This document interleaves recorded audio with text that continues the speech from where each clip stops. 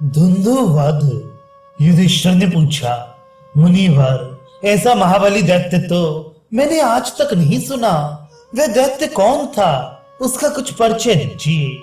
मार्कंडेय जी बोले, महाराज धुंधु मधुकैटभ का पुत्र था। एक समय उसने एक पैर से खड़े होकर बहुत काल तक तपस्या की। उसकी तपस्या से प्रसन्न होकर ब्रह्मा जी ने उससे वर मांगने को कहा।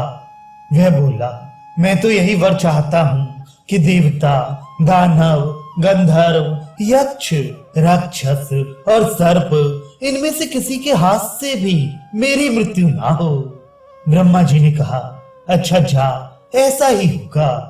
उनकी स्वीकृति पाकर धुंधु ने उनके चरणों का अपने मस्तक से स्पर्श किया और वहां से चला गया।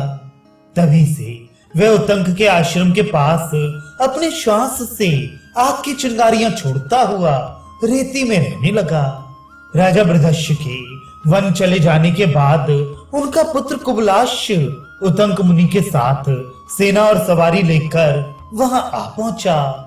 21,000 तो केवल उसके पुत्रों की सेना थी। उतंक की अनुमति से भगवान विष्णु ने समस्त लोगों का कल्याण करने के लिए राजा कुबलाश में अपना तेज स्थापित कर दिया।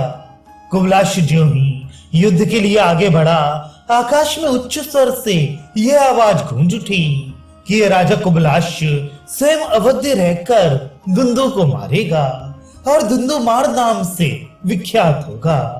देवताओं ने उसके चारों ओर दिव्य पुष्पों की वर्षा की।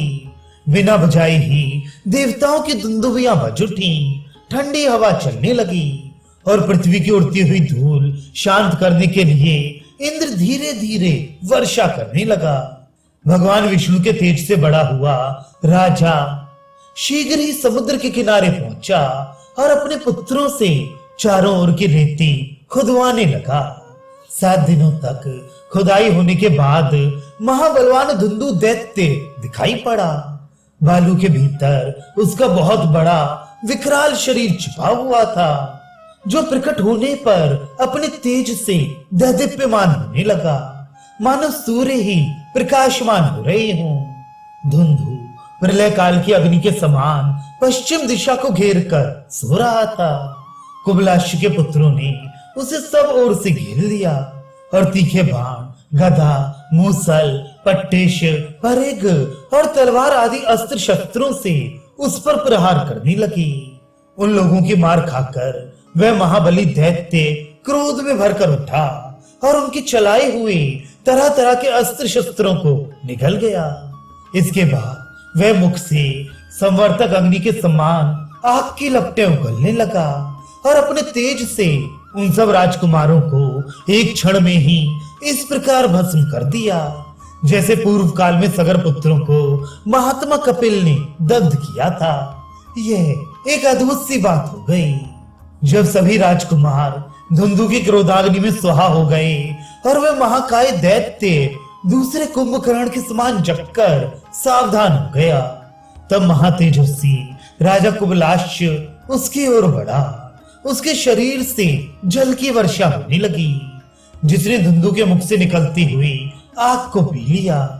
इस प्रकार योगी कुबलाश ने योग बल से उस आग को बुझा दिया और स्वयं ब्रह्मास्त्र का प्रयोग करके समस्त जगत का भय दूर करने के लिए उस दैत्य को जलाकर भस्म कर डाला।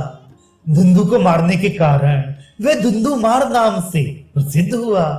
इस युद्ध में राजा कुबलाश के केवल 3 पुत्र बच गए थे, धृणाश, कपिलाश और चंद्राश। इन तीनों ही से इक्ष्वाकु वंश की परंपरा आगे तक चली।